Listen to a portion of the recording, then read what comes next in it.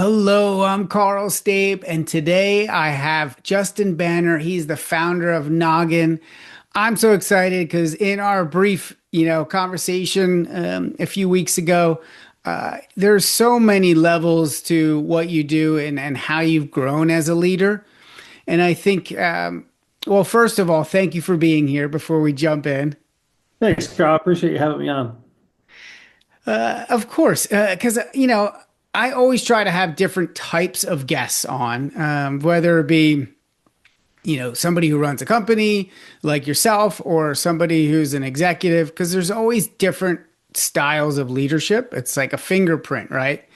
And I think real leadership often shifts and grows, and the processes that you develop. Can you walk us through a moment you realized your business needed systems, and what is that moment, and then what did you do? What is that system that you put in place to help you? Yeah, it's interesting. Not a lot of people think in systems. Businesses just evolve and we just do what has to be done, right? We just do what things to survive. One of the systems that we had to put in place was when we hired a second salesperson, which is interesting because, the I learned the hard way that just turning a salesperson loose to go produce sales doesn't work. That is not a system. And so we had done some things to generate regular sales, but I had not really thought through what is our sales process? How do we find clients? How do we find an ideal client? What is the script we're using? What is the pitch we're using? What is the follow-up process? And so that was one of the light bulb moments where I was like, this isn't scalable until we have a documented system that we can plug people into. And so I think that, there's a lot of opportunities to develop systems, but that's one that I thought of. Bringing on someone and just giving them a phone and a laptop and saying, go generate sales has been a recipe for failure, right? For both of us, for the company and for that staff member, but plugging them into something that exists it's just a breath of fresh air for everybody. So, what is a really important part of this system? I don't want you to go through your whole sales system, but like, what is a little micro system inside of that you're like, oh man, this really changed a lot for how we run?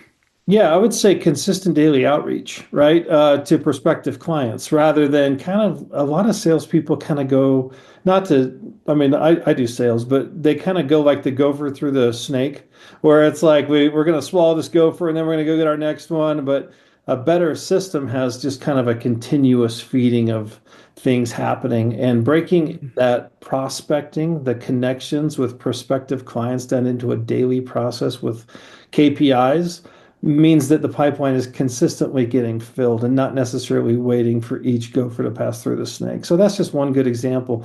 Consistent daily outreach creates a pipeline that is a conveyor belt that just, continuously feeds the machine. I think it was Peter Drucker that basically says what you measure will determine your results, or something along What those gets lines. measured Like, gets done. Yeah, yeah, exactly. what you Yeah, measure gets done. yeah, that's it. That's it. Yep. And it's so right because I think, I recently, was working with a client and, kind of helping them with their leadership systems. And I said, what are, and maybe this is something that we can go in this direction because I think this is really important for leaders. But I asked him, I was like, have you asked your team, like, have them write down what their top three priorities are? And he did that, and everybody had different priorities. Right. And Right. it's so hard to get everybody on the same page because everybody is dealing with different things at different times, and you often don't have a system to bring people back to center. And I'm Right. just curious, about your priorities, and how you communicate them out, and how do you get people back to center?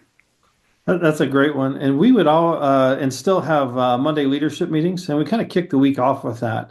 And as part of that, the Monday leadership meeting, we make sure that the corporate priorities are clear.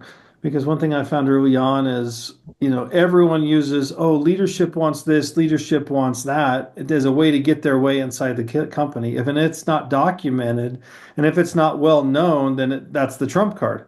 Well, leadership wants this. Well, leadership wants that. Well, here's an actual written priority list. And one of these, the top one trumps the second one trumps the third, right? And Mm, so that way it's great point. documented and people can use that, and it's not a guess of what the priorities are. And in the event, and there always are competing priorities, you know which one wins. How do I spend my time? Which one of these is most important? And so it helps the entire business prioritize accordingly. And sometimes I'll even say, hey, we want 60% of everybody's time on priority one. So it's not a vague thing. It's we're really trying to move the needle on our top priority.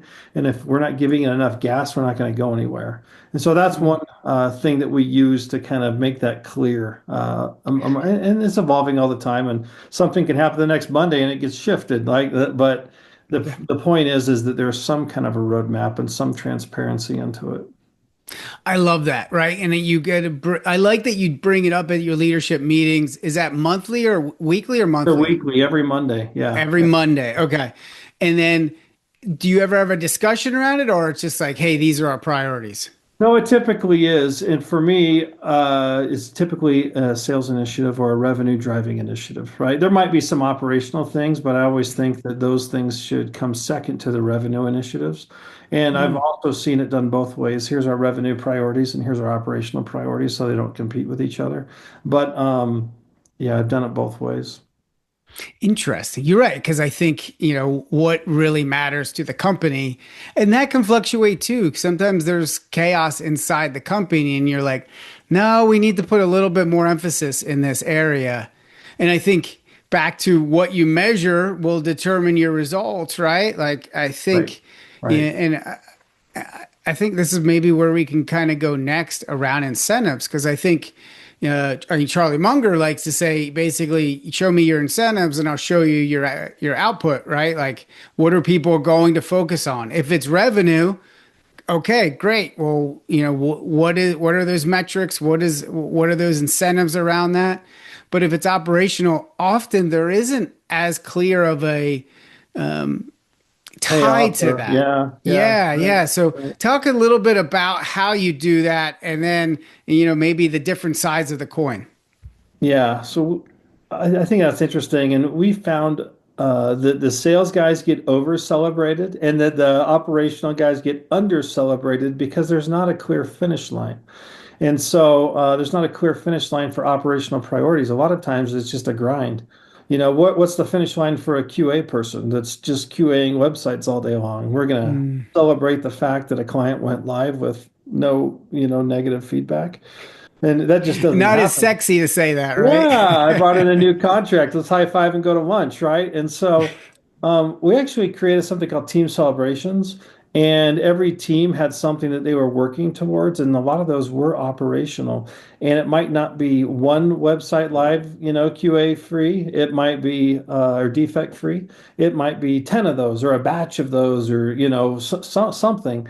We had the same thing with our coders and our developers that they felt like they were just grinding code all the time. There's no finish line, there's no wins, there's no high fives, there's Next, no like, next. Yep. right. And as soon Hmm. as they finished one, there's 17 more waiting. Just keep going.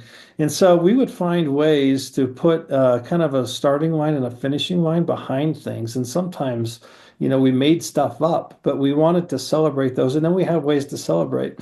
And we would come together and it would be a lunch or it would be a game that we did together. It would be an offsite activity, but it was some way for us to give a 5-second shout out. Hey, congratulations, QA team. We had 15 websites go live, no complaints. And, we're going to celebrate QA today. So operational, it's just as important to provide guidelines into how they win too, right? And so it's not priorities, but it's measuring success as well. Yes, yes, because you want those people to really feel like they matter, right? It's not just, yep, great job, great job, great job. Eventually that falls on deaf ears Right. versus a, Right. hey, Right. we're doing this special thing because of the work that you did. That's right. That's right. everyone needs a birthday, right? And so yeah, everyone in Yeah, the yeah, company needs some reason for their name to be called and shouted out and recognized for their contributions. yeah. And I'm curious, do you ever do like internal interviews with people? Because a lot of the work that I do with clients is like, customer and employee interviews and research and understanding what's working well and Yeah. what's not and the gaps, right? Do you ever, and I'm getting, and there's one-on-ones, of course, but I'm just curious, do you ever, well, let me back up. Do you gather feedback from employees and how do you do that if you do? I do, and it is in one-on-ones. It's an interesting and a tricky thing because your direct reports sometimes can feel undermined if you do that, right? That's my job. Mhm. And the truth is that you need a 360 perspective. You need the perspective of everybody in the organization direct from them because a lot of times what a leader thinks is happening is not reality, or what they think they're doing well is not reality, or you don't hear about the disgruntled employees in their organizations. And so it's not really a witch hunt, but it is kind of a fact-finding mission to understand, what the bottlenecks are, what their frustrations are, what they think we can improve on, where they think we can do better. And so I do like those, maybe twice a year. And it's kind of like QA. You can't do 100% QA, but you can do, spot QA, and you pull in a couple people from each department to kind of see where the friction is and what the frustrations are and what they would like to see. And a lot of your best ideas will come from, frontline employees. Yeah, I love that. I think it's really important to, think through that. Uh, can I take a time out? My son's Yeah. here. He just Okay. got home. Give me Okay. 1 minute to say hi, No, and no then I'll. problem. Yeah, Okay. no problem.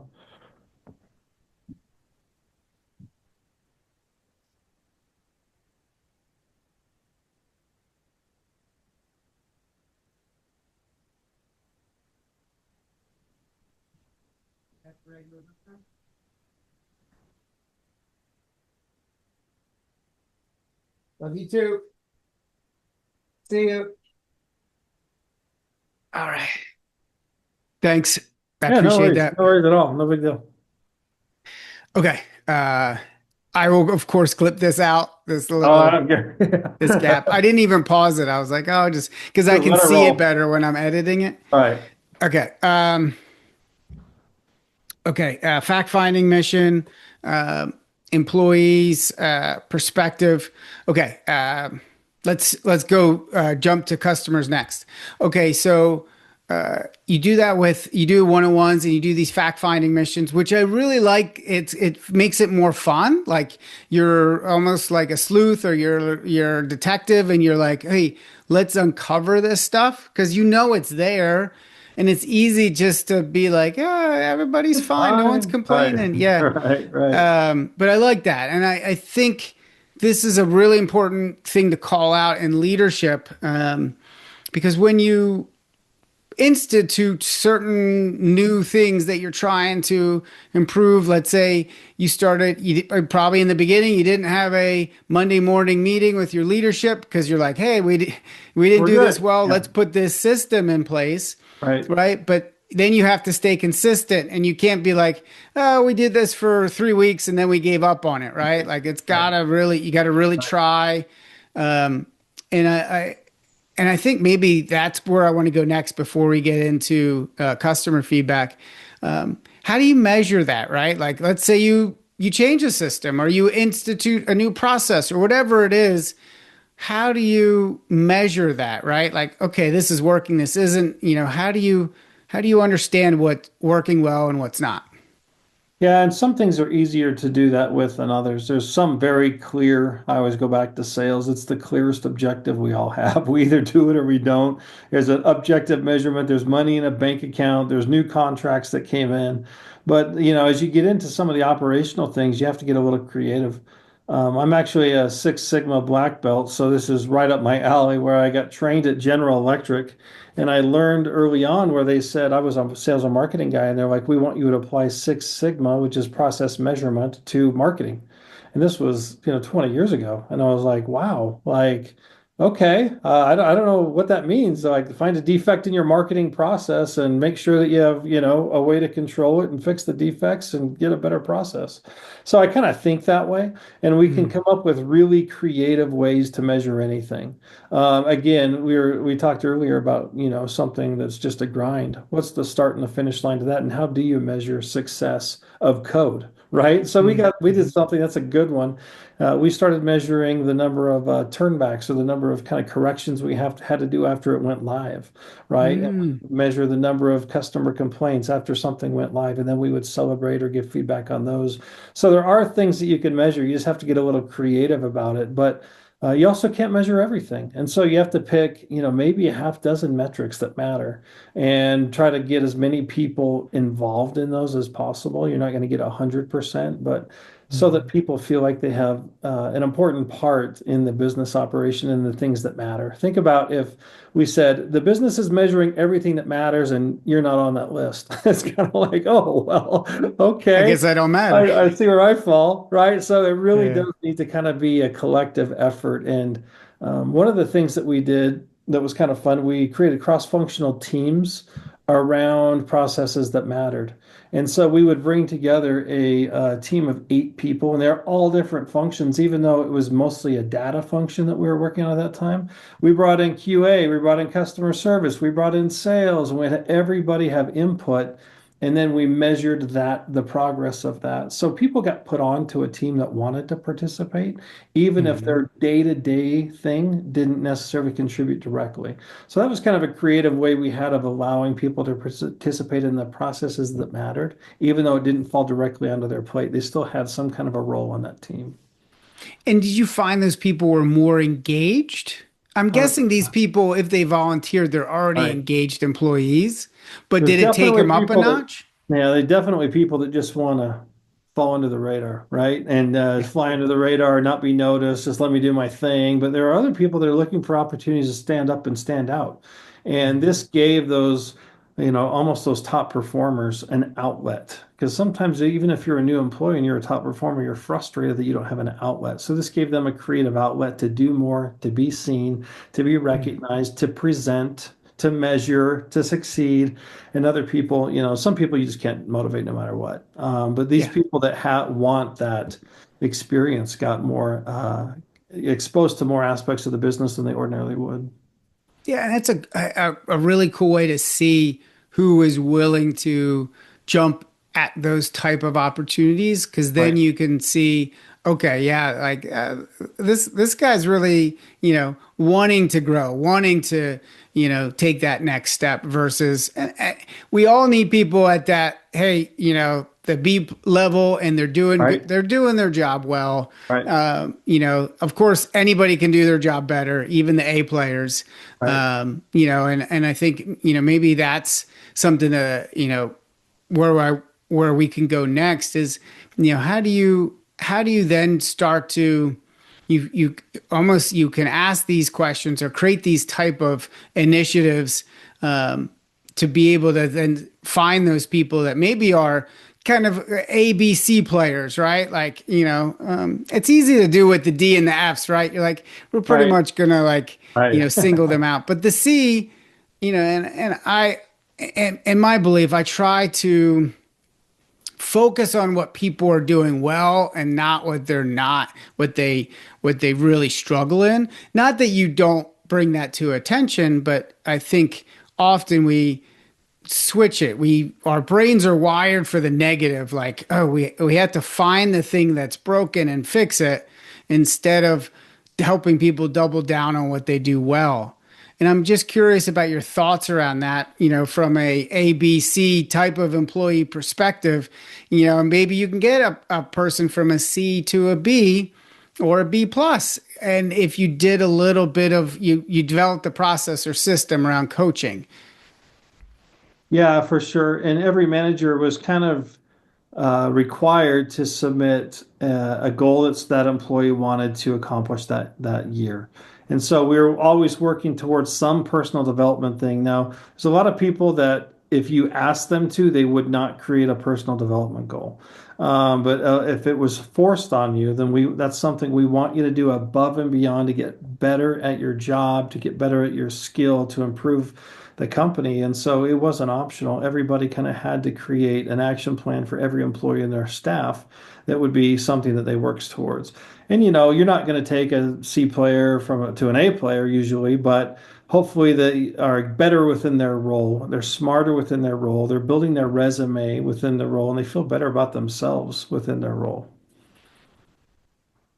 And do you have a process or system? Is that a yearly thing, a quarterly thing? How do you It do that? wasn't annual. It wasn't annual. Like, hey, what's the one thing that you want to do? Do you want to get a new certificate this year? There's so much free learning out there. Like, there's no excuse. What's one Mhm. skill that you want to get better at? It could be a soft skill. It could be, look, I just want to get better at negotiating, or I want to get better at, working with others, or whatever it is. It can be a soft skill, but they did have to, on an annual basis, come up with that. And then there were quarterly follow-ups to it to make sure that the needle was getting moved. Yeah, yeah, yeah. Okay. I want to talk about customer feedback, but you keep bringing up some cool ideas, and it makes me think about from a leadership perspective and yeah, how you're using AI, right? Because you talked about wanting to get better at things, and I think so much is changing, and we have to grow with it. And AI is a big force in that area. As a leader, how are you using AI? From coaching yourself to understanding employees, or I don't want to put words in your mouth, so I'll stop talking and let you answer. Yeah, there is not an hour that goes by that I don't use it. It's amazing. It's one of the greatest things I've ever seen. Now it has limitations. It's not going to solve all the world's problems. It's not going to, but it is an amazing tool. And part of understanding what it's good at and not good at is using it and giving it use cases and trying it. And so I just dabble, and I dabble like crazy until I find it invaluable for something. And then, for instance, I don't know the last time I've drafted an email from scratch. Like, I just can't remember. It's way better at writing than 99.9% of humans, right? And now some people are going to say, "Oh, that's impersonal and whatever." Well, but that's just one use case that I'm like, hey, even if I scratch it out, check this for grammar and spelling. Make sure that check this for grammar and spelling, and then I'll, just all the air-free emails now.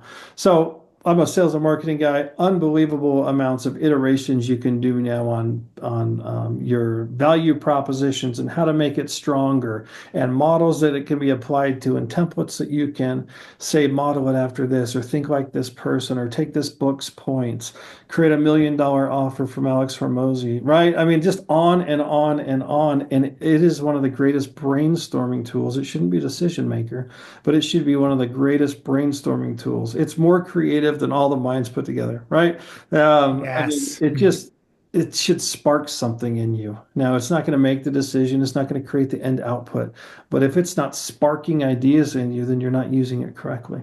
So I love it for iteration. I love it for brainstorming. I love it for using templates that are proven and models that are proven. And I just need help applying that model to a thought that I have. But it's just on and on and on and on. You can record sales calls and put it into AI and say, tell me something I could do to make this call better, right? The self-development that can happen with AI is phenomenal. Yes. Yes. And it's almost overwhelming at It all the is. different It things you can is. do. Right. Yeah, I used it. I interviewed employees for a client, and then took all that data and put it in, and had it synthesize the highlights, the quotes, Nice. areas of improvement. And I mean, it saved me at least 15, 20 Right. hours of work. And it was better probably than what I could have. Right. Now, Then what is nice, I will say, I think as a human, and this is what's we have to really think about, is thinking of ourselves more as leaders, right? Like if we're going to use AI, it can't just do the work for us. We have to lead it, right. right? And I think very much to your point of with writing emails, it's not just okay, it wrote the email, send it. It's you wrote the email and then you read it over and you check for context and you Yeah. check like, well, no, like I need to adjust this a little bit. Right. But 80% of it's there. Right. And so it saved you a couple hours, and Right. now you have to do the harder work of like, okay, the taste part of it, Right. right? Like, Right. is this hitting the right Yeah. notes at the right time? Right. Yeah, the interpretation of the output is where humans will never get replaced. There's tons of things in this universe that can create output. The interpretation of that is what matters, right? And so Mhm. there could be an assembly line and it spits something out. Does it mean it was right? Does it mean it was no? Well, let a human analyze that and say this was right, this tastes good, this is better. Same with AI. People are like, oh, it's going to take over all the jobs in the world. No, it's not. It's going to make the humans way more productive and transfer more of the thought processes into humans, the interpretation into humans, the creativity into humans. But it's just it can grind. It can grind faster than 20 humans put together.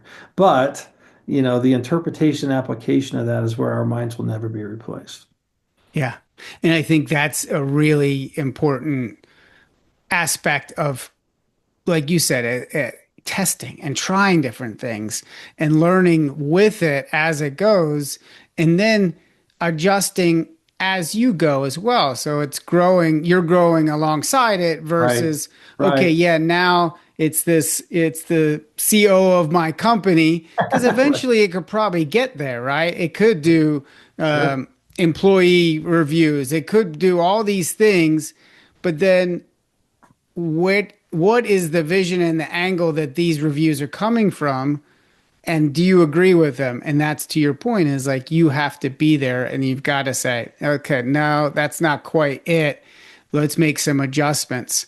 Okay, so I could talk about this stuff forever because I Right. think, Right. there's so much, integrating AI into your system is Right. so important. Right. Right. And so, do you have and before we move on, do you have a system or process that you help employees to learn, or is it just like, hey, I'm, like, I think we learn from other people by storytelling, right? So if you're saying in a meeting, I'm using it for all my emails, and I just sent an email to somebody and we got a quick response back because it's writing great emails, that little story plants seeds in other people's heads, right?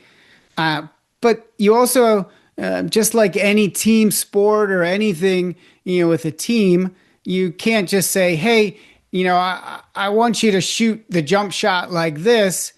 It's repetition. It's, reinforcing the stories, asking questions, and coming back to you and your processes and your systems. How do you, as a leader, help other people integrate it into their workday? We have largely gone with self-directed, and we have a once a month training lunch, and any topic can be trained on. We've done Legos, we've done it doesn't matter, it doesn't have to be work related. A couple of those have been AI, and people that are known to be kind of the AI gurus in the office have led those meetings.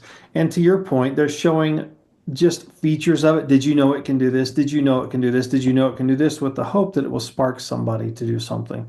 So it doesn't, we're not forcing it. It's not forced adoption, but the overlying concept is if you can find a way to do your job more productively and more accurately, which AI is good at, then use it, adopt it, find a way, like do double checks with it, find a way for it to create faster, to draft faster, to review faster. And so we've just, through those trainings, have kind of laid a foundation, a groundwork and permission that this, you're not going to get fired. We're not going to replace you with your AI, thing. Your job might shift and it might change, but if it's not, we're doing the wrong things. So we have given them some tools and, like you say, just some ideas, and then let them kind of. Well, we don't really monitor how they're using it, other than the ones that are kind of directed to use it. We're using this software and it has an AI component or whatever, but for the most part, it's just kind of a self-directed process. Mm. And do you have a celebration of, I guess if someone's using it well or they get a win, how do you have them share that back out? Because not everybody's doing the lunch and Right, learns, or right. all of a sudden 2 weeks goes by and they forget, right? Right, Like, right. We haven't done that yet. We haven't kind of put anything around it. It's just usually because it's such a hot topic becomes water cooler talk. mm, Look, and I remember one of the first things I heard was, a coder, and I can't remember the specifics, but it was something like I put 100 lines of code in and said, make this more efficient. And it came back with 15 lines. And he was just like blown away. Like, did this, Mm. there was just one thing. And of course, all the other developers are like, really? Like, that's awesome. Yeah, You pique their know, interest. right. It's like, oh, okay. So this thing can code for me or help me or be a double check. And so I think just the water cooler talk and the coolness factor and how new it is. And then there's just a lot of brainstorms at the leadership level. Hey, what could we do? What value could we offer our customers that might have an AI layer on it? Yeah. Okay. I'm finally getting to it. Customer feedback. I am a huge fan. Do you interview customers? Do you survey them? How do you check? I'm a fan, but it's a challenge in today's world to get people's time. And Mm, in a SaaS company, as software is a subscription, kind of the rule is stay off the radar, right? You don't want to necessarily be like, hey, can we bug you? And because a lot of times mm, it's like, oh, I haven't used that in 2 months, and it's like, oh, well, reminder to cancel. So you have to kind of not that that's a bad thing, but just that people's time is valuable. And I'm subscribed to 30 softwares. I don't want to talk to all those companies, right? I don't want mm, to be a part of their process. I don't want to improve it. I just want it to work. So we try to tread lightly. I will say one of the things that we did that was super valuable is before any customer can cancel now, they have to fill out a form. And the form is one of the best forms of feedback we've ever gotten. And it, mm. of course, walks them through a wizard of why are you canceling and can we make you this offer and can we make whatever, whatever, whatever. But at the end, we get all this data about why our customers left us. And that is a great piece of data. We do review that often. We get that survey data, and that's one of the most valuable feedback things. Now, it's too little too late, but the idea is that we can use that data to make our upstream process and product more valuable and more clear. Mm. So that's been a really kind of cool, it's almost like an exit survey. And it's like, oh, you want to cancel? Here's the process, here's the link. And then it's like ding, ding, collect data, collect data, collect data, collect data. And instead of just leaving and I was mad, I now have very specific information about why they canceled. That And also an opportunity to save them, right? that's a great system. Yeah. So your opportunity to save them, opportunity to learn from them. And I feel like it's a little bit different than just surveying somebody like after they Right. done something Right. at a certain point, right? Yep. Because a Yep. lot of times, like I deal with my mom's insurance, and after the call is like, "Can you take a quick survey?" I'm like, "No, like Oh, it was just no. a quick call. I had some things I had to take care of. I don't want to Right. answer a survey." Right. But if they're leaving, that's an opportunity to really say, okay, well, let me let them know why, and maybe they can improve it. Right. Yeah. No, I will say, I think um, well, you could do people who are consistently using your software. So you're Yes. not, Yes. Yes. and because you can flag them and then you can say, hey, I want to, because what I found is even those exit surveys, I'm like, I'm already done with you. Like, I'm I out don't want to already. like, Right. Right. and I'll write something in there, but it's not, Yeah. it's Yeah. not really with my, my full energy and heart. Right. And Right. I feel like Right. when you have people face to face, not face to face or Zoom to Zoom, whatever you want to, Yep. Yep. the honesty comes out Yeah. and Yep. capturing that stuff. And I think that is really valuable. I met a guy. He interviewed 500 of his clients, Wow. and he just wanted to understand what they were really looking for. And he Yeah. realized it changed so much of his marketing because he just, every single day he was talking to Right. people. Right. And Right. I was like, and I it just gave me, I'm like, if you're Ford Motor Company and you're the CEO, that to me should be a system that they implement. Like once a month, they talk with, Right. you Right. know, one or two customers each month, even Yep. just for like 20 minutes. Right. How cool would it be if I would just bought, a Ford F-150 or a Celica or whatever it Right. is? Right. Right. I would be like, man, that would be so cool to talk with the Yeah. CEO. Yeah. Yeah. One of So the anyway, easiest times to give feedback is when customers are new and they're excited about what you can offer them. So yeah, a post-implementation survey is an easy one that we've done, right? And it's kind of like, How did the onboarding process go for you? They're still excited about it. So, kind of that middle ground is a hard one to find, even if pop-ups are coming in the middle of software interruptions and saying, "Hey, I had one yesterday. I just signed up for a software. I've been using it for 2 weeks, and it's like, hey, I want to buy 30 minutes of your time." And I'm like, I don't have time. I just don't have Yeah, time. yeah, yeah.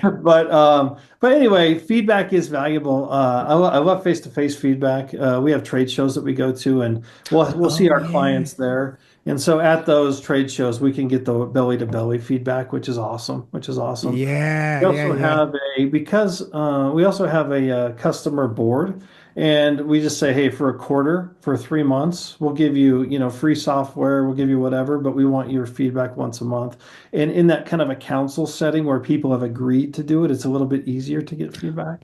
That's a So good system. I so like instead that. of, trying to send a survey out and hoping six of your 6,000 customers answer it and then trying to interpret that, that's a kind of the anecdotal feedback or the qualitative feedback becomes more valuable than a handful of quantitative Yes. Yeah, because I think that to me problem with Quan is it's often misleading because you don't really get that tone.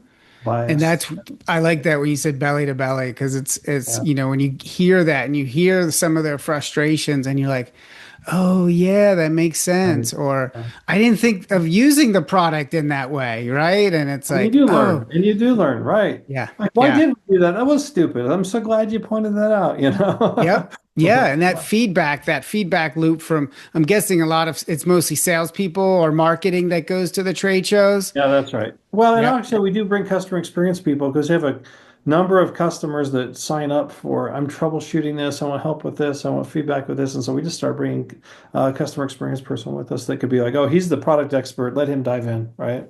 Yeah, yeah, yeah. Oh, that's a good point. Yeah, because you get all sides, right? It's not Yep. just, Right. Not oh, just I'm internal. having this issue or I use it in this way. It's, yeah, can you adjust this a little bit? Yeah, And typically it then, was like, let me get you on with the customer service that's not here, and they're like, oh my mm, gosh, like I came to see you guys. You didn't, you can't yeah, help me. we're here belly to belly, bud. Like, Right. come on. Right. Let's fix Yeah. this on the fly. Right. Right. Yeah, yeah, yeah, yeah. Mhm. Oh, that's smart. Yeah, because it's these little systems that take time to develop, right? Like Right. you don't know what you don't know until you try something. Right. And I think this is that a lot of what you're talking about is that scientist mindset. Like, okay, I have a hypothesis. Right. Let's try something. And Right. I think it's an That's right. important value to bring into the company and continue that. Do you have your core values documented? And do you how do you keep people top of mind on those things? Yeah. I'm not I'm kind of anti, this is going to sound harsh. I'm going to say it, then I'm going to retract it. But I'm an anti-mission statement and an anti-core values person. The Mm, reason why is they never get distilled into anything meaningful that anybody can adopt. And so mm, what I do like is a mantra. And it's like a year-long mantra. And we're adopting, for instance, we adopted the phrase evolve. We're going to evolve this year. Just know that things are going to change. We're going to evolve. That's a mantra that we're adopting. We put it on the wall. We had a graffiti artist come in and put it on the wall. And it was something that got, um, you know, it actually, if you ask somebody what's our mantra for this year, they would say evolve. If you went to most companies and said, what are your core values? They're like, be nice to people, like don't screw anybody over, so that's how I think of core values is what's mm. something meaningful that they can remember and it will actually impact their day-to-day decision making.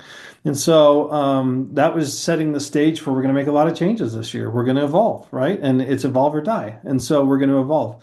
And then I think we got less resistance as we implemented a lot of dramatic changes in 1 year, like a lot. Mm. And so anyway, that was something that I felt like was a better success than maybe some core values. There's a mission statement that gets thrown on a wall.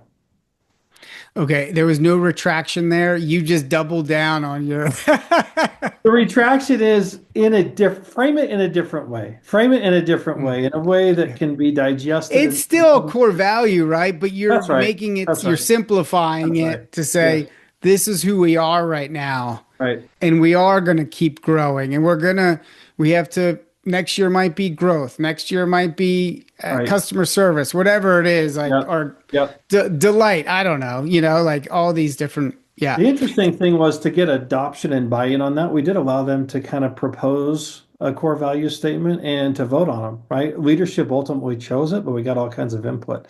And so it wasn't the first time they had heard the phrase or thought of the phrase or like they didn't have any voice in it. So that was an interesting process and something good to go through, but then we wanted them to adopt something meaningful and not just kind of a wall plaque. Yeah. Yeah, that's a great point. Uh, man, I feel like I don't, I think I maybe got to two of my questions because I just kept asking other I questions. love it. I love it. Um, Great. okay, I do want to do the 5 minute system segment after this. What is one person you would like to thank, a leader from your past, and what did they teach you? Yeah, so Craig is a leader that I worked with in the past, and what he taught me more than anything, I'm a very logical, analytical, left brain, process-driven guy. He was an A plus people person, like Mm, A plus, who drop everything anytime somebody walked in the door, wouldn't look at his computer, wouldn't look at his phone, gave him all their time and attention, was the best guy in front of customers you could ever hope for, really cared about people. And I think that that was a huge, huge lesson for me, just watching him make the business about people and not the people about the business. Does that make sense? And so he was people totally. first, serve first, be there for people, be real with people, and care about the people you're serving. And that was a great kind of philosophy, a value, a core value he brought, infused in the company, not, by expressing it, but just by being that. And back to your point, almost his mantra was probably people first or something like Yeah, that, it must right? be. Yeah, even unspoken. Right, right, Yeah, yeah. And you saw that. And I think that's the difference is you right. saw it and he embodied it, which then affected you. Yep, yep, Yeah. Yeah. 1000%. I love it. Okay. Where can people go to find out more about you? Yeah, so right now I'm a Justin Banner LinkedIn, the OG. So you can do / Justin Banner, or we are working on a product called Noggin, Noggn, which is a system of digital checklists for businesses. So they can take any process that they're trying to measure and create digital checklists that get assigned out to their staff members. So Noggin, Noggn.com. We have a beta wait list currently being filled up. That's cool. Yeah. Talk about left brain, right? Yeah, That's exactly. product is very That's left it. brain. That's right. I love it. I love it because I feel like I straddle both sides. My dad was German and my mom was Icelandic, so my There you dad was go. very left brain, very Yes. focused, and Regimented. Yeah. my mom more the creative type. I love it. I love it. Yeah, yeah. Thank you so much. This was great. Enjoyed it. Appreciate you having me on, Carl. Thanks so much.